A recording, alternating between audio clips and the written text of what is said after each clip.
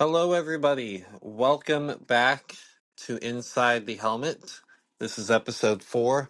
My name is Michael, and I will be your host today. It has been another interesting week in the NFL. Um, and so let's get right into talking about it.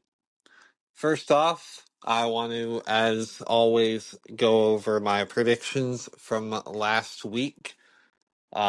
Talk about who won, talk about the surprises, we figured that was going to happen instances, and see what I got right, see what I got wrong, and then get into talking about this upcoming week. Um, First off, we had, I believe it was our first look at the new NFL rivalries jerseys with the Seahawks and Cardinals. I predicted the Seahawks would take the victory against Arizona, and that was correct. They did on a last-second field goal to take the win. Very interesting. Then we had a Sunday morning game between the Minnesota Vikings and the Pittsburgh Steelers. I predicted the Steelers to take the win there against the Vikings. Largely due to the Vikings' inconsistency they've displayed all season, and because Aaron Rodgers, of course, has uh, nearly 2 decades of experience playing against Minnesota, and I was right about that.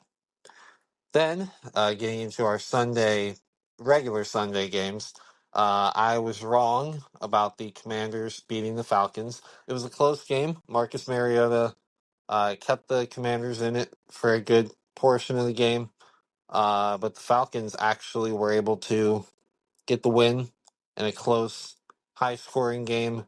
It's the first time Michael Penix has won an NFL game where his opponent scored more than 7 points. So good for him.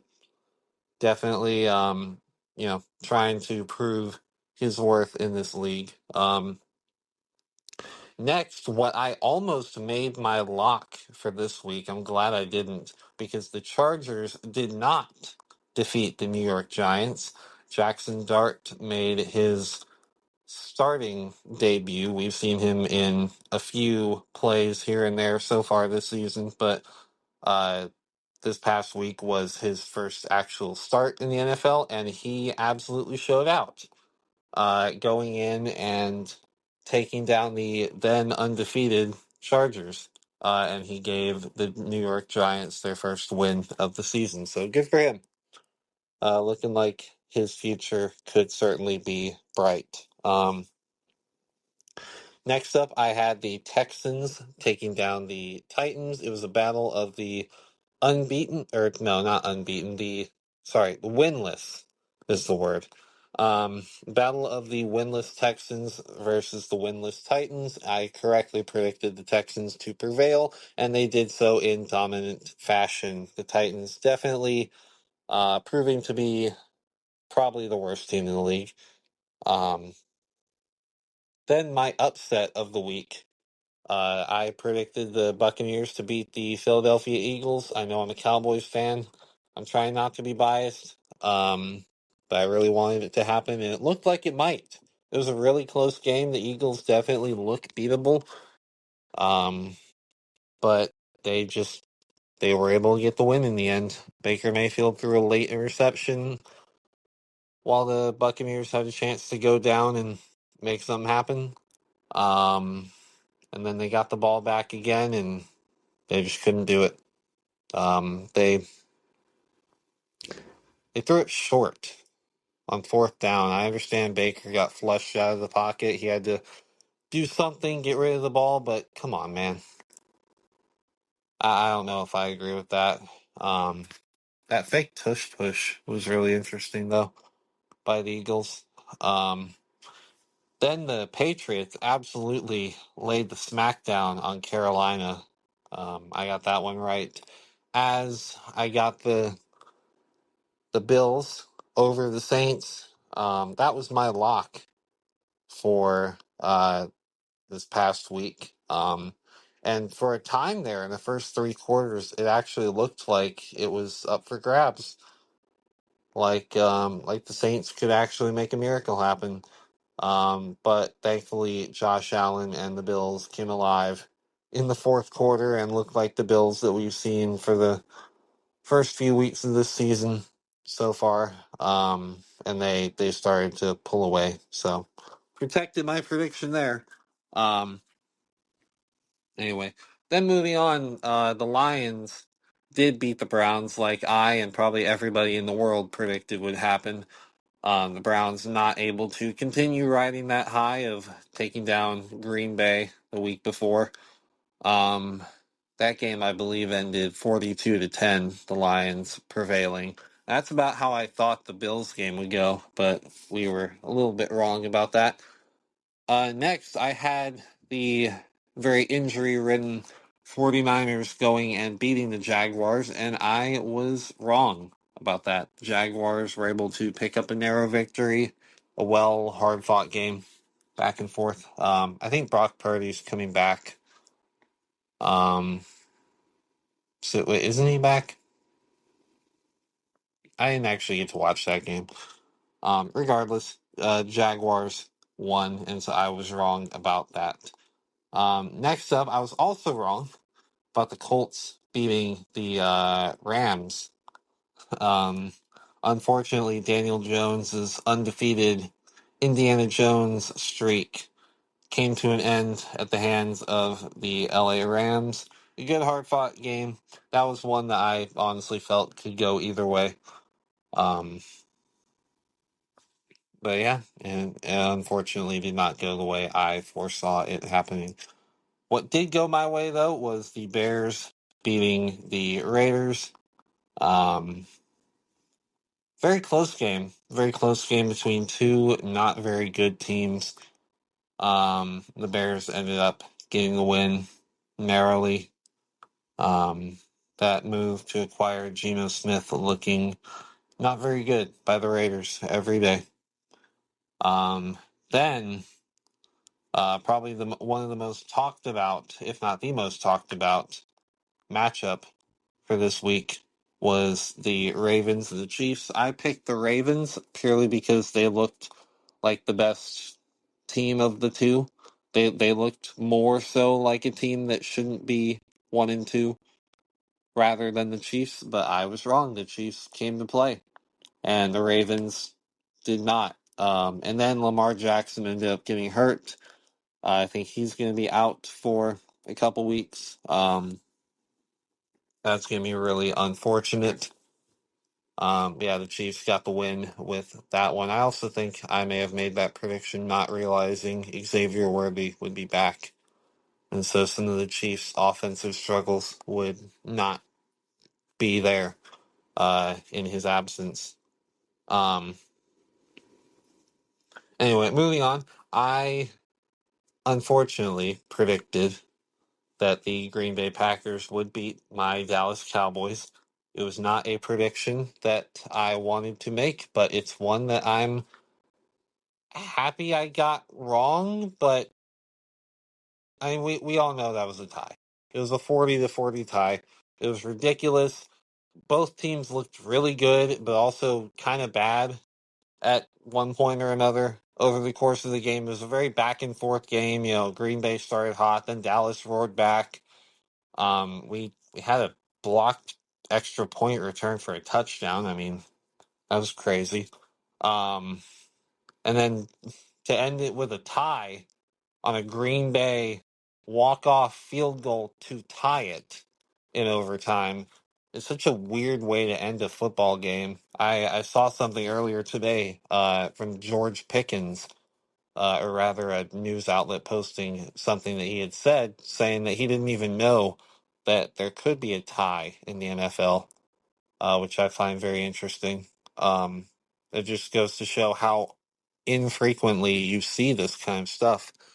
Um, Especially at such a high score. I don't think this is the highest scoring tie ever. I think there's been like a 43-43 tie or something weird like that.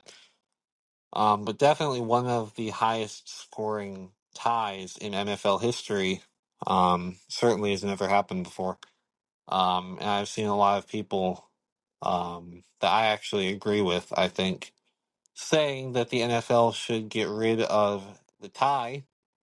And I, for one, agree with that. I think I stand with the sentiment that we just watched 4 hours of football for it to end in a tie.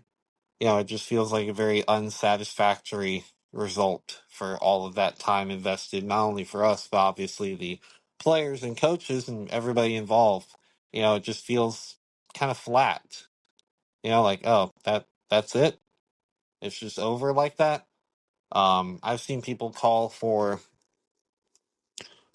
college overtime rules, and I don't think that the NFL should just steal it straight from college football. Alternating, drives starting at the 25 or wherever they start. Um, what I think they should do is they should keep the overtime rule as it is right now.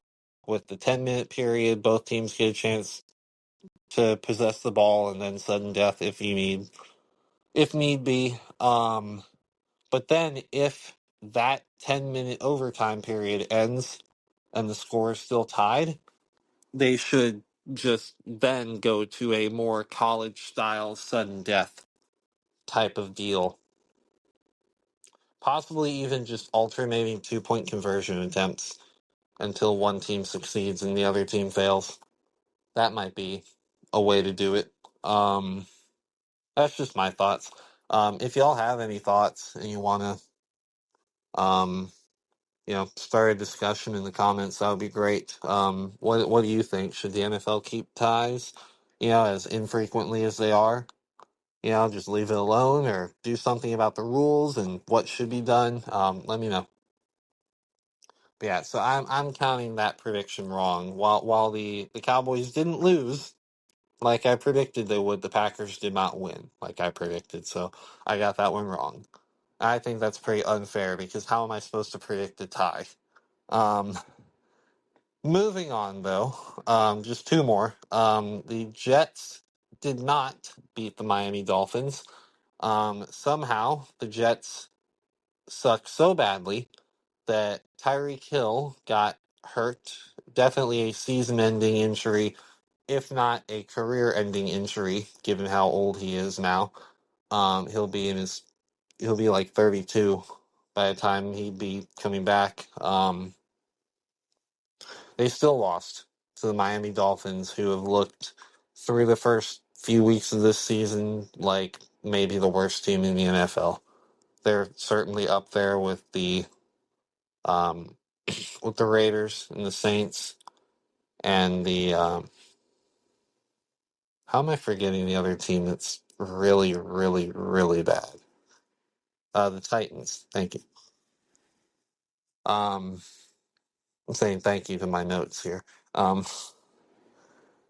Regardless, the Jets somehow managed to jet it up, and they lost to a very bad team.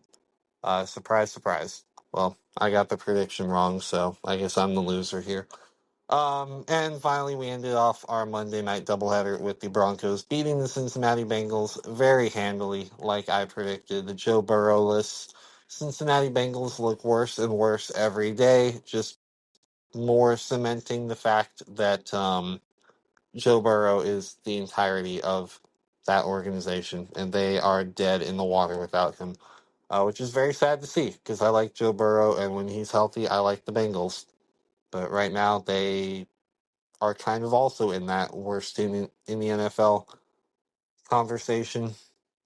Um, but with all that being said, um, I went 8-8 on my predictions this week, which means that brings my season total. Of course, remember excluding week one because that was before we had started this show.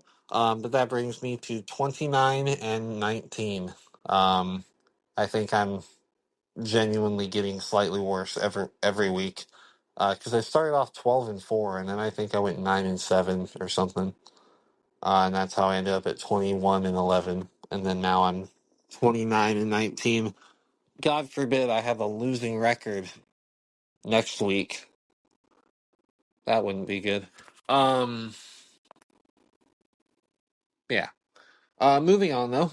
Speaking of next week, I've got more predictions, and what I'm going to try and do going forward. Last week I added in my upset of the week and my lock of the week. You'll see after I get through all the game specific predictions, I have a few like extra predictions. You'll see what I mean.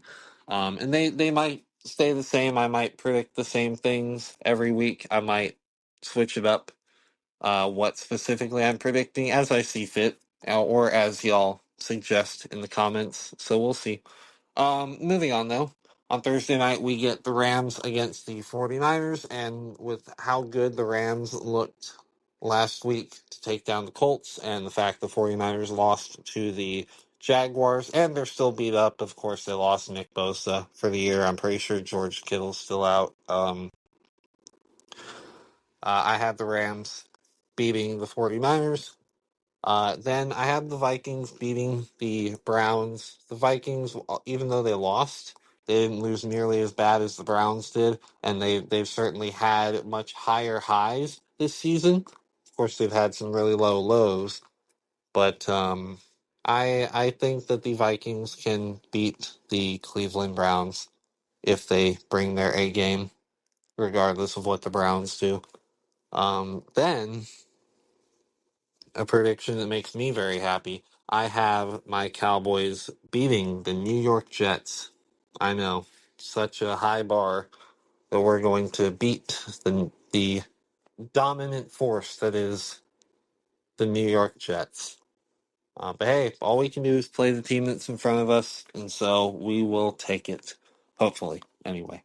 Then a battle of two teams that a week ago I would have said are fighting for the number one pick. I have the Giants taking down the New Orleans Saints. The Saints, of course, still look absolutely terrible, but the Giants, after last week, they maybe look a little bit more promising. I'm not sure yet. We'll have to see. Of course, the Saints aren't that great of a test with how bad they are. So the Giants honestly should beat them, but we will just have to see. Next, I have the Colts bouncing back against the Raiders. The Raiders, even though they were able to keep it close last week, I think the Colts are just the superior team, and they're going to be angry coming off a close loss. Um, so yeah. Then I have the Panthers taking down the Dolphins. The Dolphins, of course, even though they picked up their first win last week, they lost Tyreek Hill in the process, and I just don't trust the Dolphins. I don't really trust the Panthers either. I could see this being a very, very close game, but I think the Panthers are going to get the win, especially after we saw 2 weeks ago they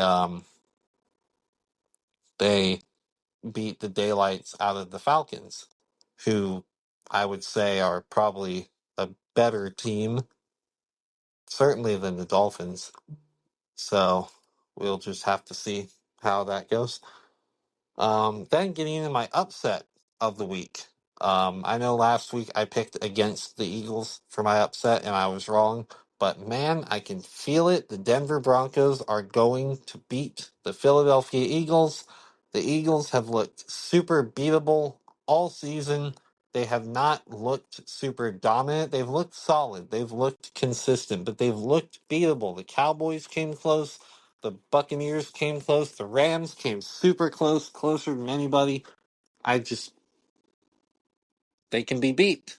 I know they can, and I think the Broncos are going to do it. I know they beat up on a lousy Bengals team, but they can do it. I believe. I believe in it. I believe that in order to beat the Broncos, Jalen Hurts is going to have to throw the ball, and I just don't think that that is going to beat the Broncos. So lock it in for my upset of the week. Denver Broncos over the Philadelphia Eagles. Next, I have a very sad game. The Ravens, of course, have lost Lamar Jackson for a couple weeks or so. Um, and they're going up against the poverty stricken Houston Texans. So this is truly just not about who's going to win the game, but more about who's not going to lose it. I think is the best way I can put it. Of course, the Texans won the formerly winless battle over the Titans, but I think my college's JV team could put up a good fight against the Titans. So we'll have to see. But I actually have the Texans winning this game purely because the Ravens don't have Lamar. If Lamar Jackson was healthy, I would pick the Ravens by probably 30, but he's not healthy, and so I don't trust whoever the Ravens decide to hand a jersey to and say, good luck, bud. But yeah. Next up, we have speaking of the Titans, I think the Titans are going to lose rather badly to the Arizona Cardinals. The Cardinals have looked pretty steady, kind of meh, kind of boring, honestly. Coming off a loss last week to Seattle, I think they're going to bounce back against a very beatable opponent in the Tennessee Titans, and the Titans are just going to keep having struggles. You know, nothing even really noteworthy, just they're not a very good team. As Cam Ward will be the first to admit. Um, yeah, speaking of the Seahawks, though, I think that the Seahawks, this is kind of a pseudo upset, I would say. It's not my upset of the week, but I think the Seahawks are going to beat the Buccaneers. The Buccaneers, of course, coming off a narrow loss to the Eagles, and the Seahawks coming off a narrow win over the Cardinals. You would think that the Buccaneers would win, and at first I thought so too, honestly, but I think it's really boring if I just pick the betting favorite for every game or just the general consensus favorite, and so I'm picking the Seahawks. I think this is just going to be one of those games that happens, and you're like, well, I didn't think that would happen, but okay. You know, nothing really spectacular. I think the Seahawks have a decent unit around them when they show up to play anyway. I think Sam Darnold is looking really good in Seattle, and I don't know. I just think this is going to be one of those games where Baker maybe underperforms a little bit, you know, because he's not a Josh Allen, he's not a Patrick Mahomes or anything like that. He's not infallible. He's not going to be winning any MVPs, probably, at least not right now. Um, Even though he does look really good most of the time. He's just not quite at that top tier of quarterback, and so I think he's prone to have a stinker every once in a while of a game. And I think this might just be one of them. So unfortunately, but I do have the Seahawks winning. Next up, we have probably unsurprisingly, my lock of the week. It's going to be the Lions over the Bengals. The Bengals right now look like maybe the worst team in football without Joe Burrow. Their offensive line is trash. Their defense is trash. Everything is trash. It's a big trash heap in Cincinnati, unfortunately. And the Lions are coming off dismantling a similar team in a way, a very bad team in Cleveland. So I think they'll just have a repeat performance. Um, I know that the Lions like to score a lot of points. They like to win big. And the Bengals, I just don't think they can keep up at all. So lock it in. Lions over Bengals. Then moving on, I think the Chargers are going to bounce back against a struggling Commanders team. They're going to improve to 4-1 after that loss to Jackson Dart and the Giants. Then I have the Bills. The Bills still just look like the best team in the NFL, and so until proven otherwise, I think I'm just going to keep picking them. And so this week is no different. I think the Bills are going to beat the Patriots. And then finally, we have the Chiefs over the Jaguars. I know the Jaguars won, but the Chiefs finally, for the first time this season, for the first time in a little while, the Chiefs have looked like the Chiefs that we've known for the past, 5, 6 years. So I think they're going to just go and take care of business. Nothing special, nothing spectacular, just good old Chiefs football, good old Mahomes slinging the ball around, all that good stuff. So that's all the game predictions. Then I have a few extra little predictions to add on. I th- I'm going to predict the best passing performance will be Sam Darnold against the Buccaneers. I think that's part of what's going to propel the Seahawks to beat the Buccaneers, despite maybe not being the favorite. Is Sam Darnold is going to just have a really good game. You know, we saw it a lot in Minnesota last year, what he can do now that he's free from the Jets and the Panthers, all that poverty. Once he's in a good situation, which he's in a good situation right now, he can really ball out. And so I think he's going to ball out. He's going to do just that against Tampa Bay. My best rushing performance, I have Jahmyr Gibbs versus the Bengals. I was tempted to put Jared Goff as my best passing performance, just given how good the Lions are and how terrible um, the Bengals are. But I found that Jared Goff hasn't really been putting up all that monster numbers, at least not like individual game numbers. He's been consistent for sure, putting up good numbers, but I don't think Jared Goff is going to be the type of guy, and I don't think the Lions are going to call upon him to throw for like 500 yards or anything like that. But I do think that they would call upon Jahmyr Gibbs and their rushing game to maybe rush for, 180, 200 yards, maybe 3, 4 touchdowns and whatnot. Um, so I have Jahmyr Gibbs being my best rushing performance. Then a good surprise, I have the Chargers O line. Of course, we know the Chargers have been kind of notorious for their offensive line struggles in recent years. Joe Alt got a little banged up against the Giants, so that certainly didn't help. And so I think people are expecting the Chargers' offensive line to struggle, but I think they're not really going to. I think that Justin Herbert's going to have plenty of time to dissect the Commanders' secondary. Then for a bad surprise, I have the Eagles defense. I think the Eagles defense has been bending but not breaking all season, and I think this weekend it's going to finally break for Bo Nix, and I am looking forward to it. Um, and to end off all the predictions, I have a random prediction, and I predict that a receiver will have a 220 plus yard day this week. I don't know who. I'm not going to try and predict who. The most I believe anyone's had this season was Puka Nakua, of course, of the Rams. He's had like 170 in a game this season. Malik Neighbors also had like almost 170 in a game this season. But I think one receiver's just going to blow the top off uh, and go for like 220 plus. Um, that's all for the predictions. Of course, I mentioned last week, I think, that I wanted to talk a little bit more about the Cowboys and the teams and players and whatnot that I specifically follow, just to kind of hone in on a niche, more than just sports in general.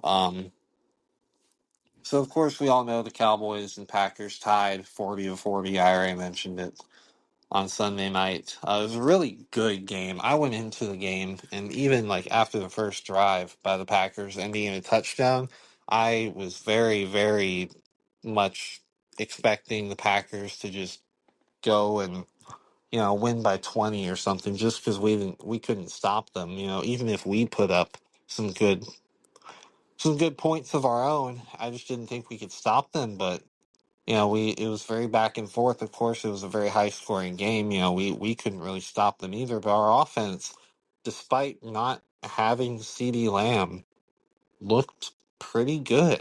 It looked really good even.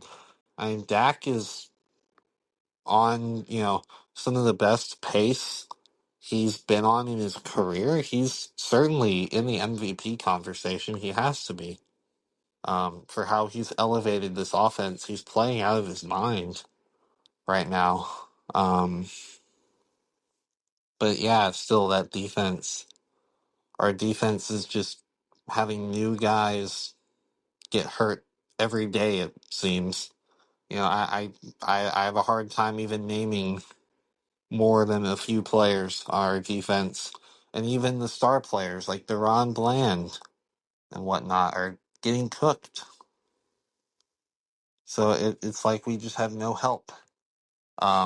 Specifically, God, this is one that made me really angry. That final, um, that final Packers touchdown that they had when they were trying to go down to take the lead. Um, and they hit, who was it? Was it Golden or was it Dobbs? First of all, we let Romeo Dobbs have 3 touchdowns on us on like 6 receptions for like not even all that many yards, like 58 or whatever. They had 3 touchdowns, which is just a crazy weird stat line. But that final touchdown they had on that little post, um, it was almost a corner post. He didn't give a full fake. But the receiver just cut inside of our safety, and there was nobody. There was nobody in the middle of the field in the end zone. Nobody had that deep middle, and that just allowed them to, do whatever they wanted. This stupid zone defense that Matt Eberflus is having us run is just getting us beat week in and week out, and it's just terrible. Um, something needs to be done, especially down near the goal line. You can't be giving up that much real estate in the end zone, in the middle of the field. I'm slow. I'm slower than slow.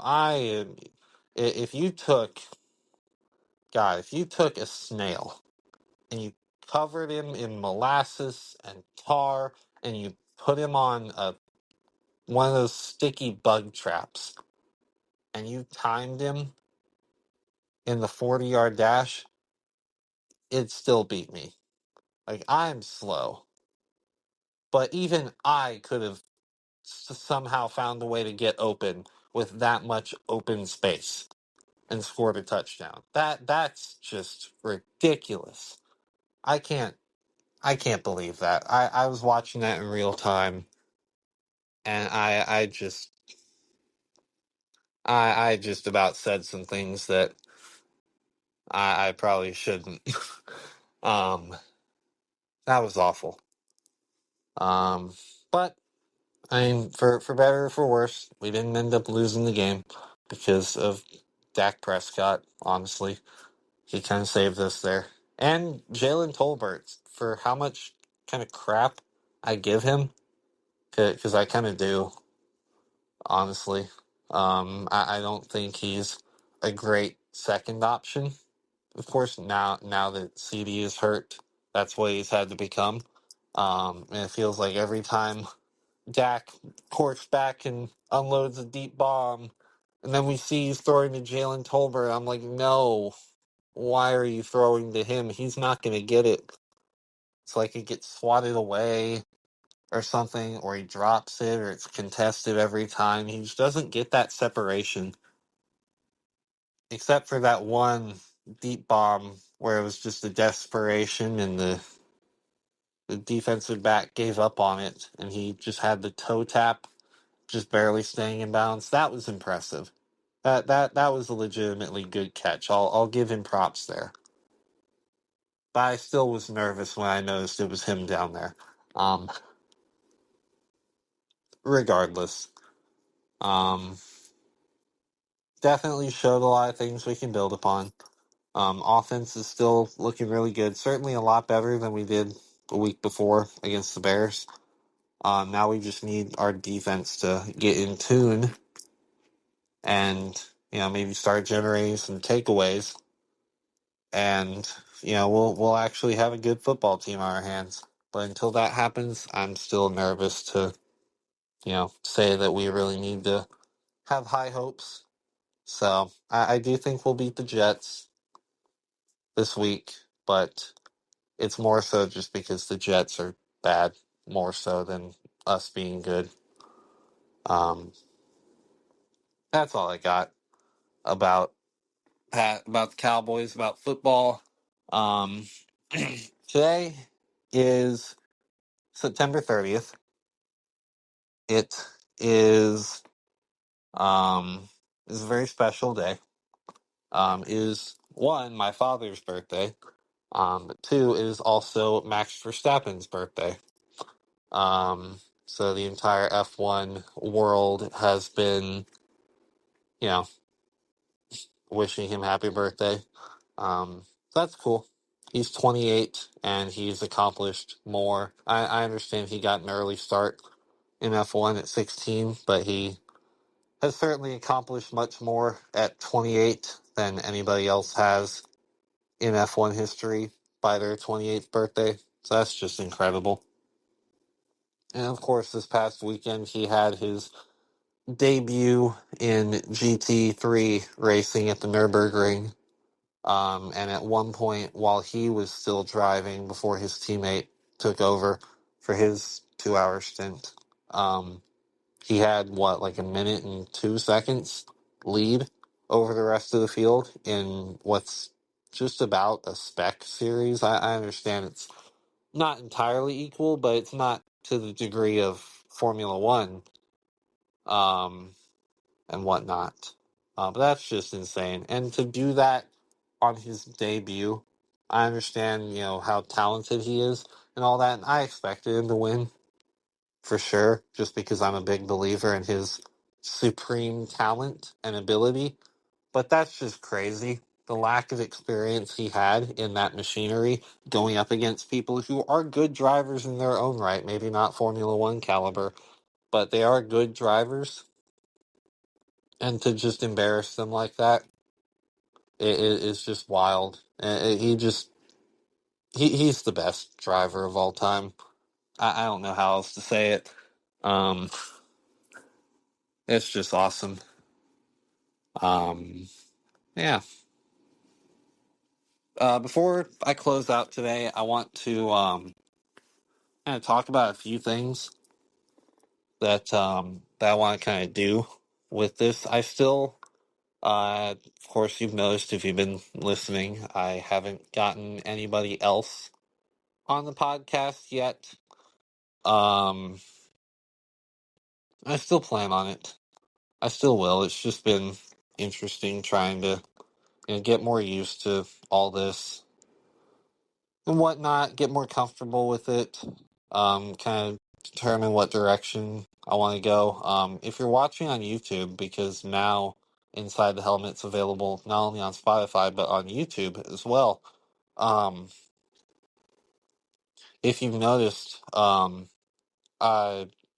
so on the Inside the Helmet YouTube channel, of course, the first 3 episodes were up and all that, but the only visual thing for the video sake was just a still image of the logo. But if you're watching this on YouTube, you should be seeing, and you should have been seeing, um, this whole time, some gameplay footage. Now, I will admit, rather shamefully, that I don't know what game you're watching right now. I haven't recorded the video game footage right now as I'm recording this audio for the podcast. Um, but hopefully by the time you're watching this, um, it it's good. Hopefully you like it.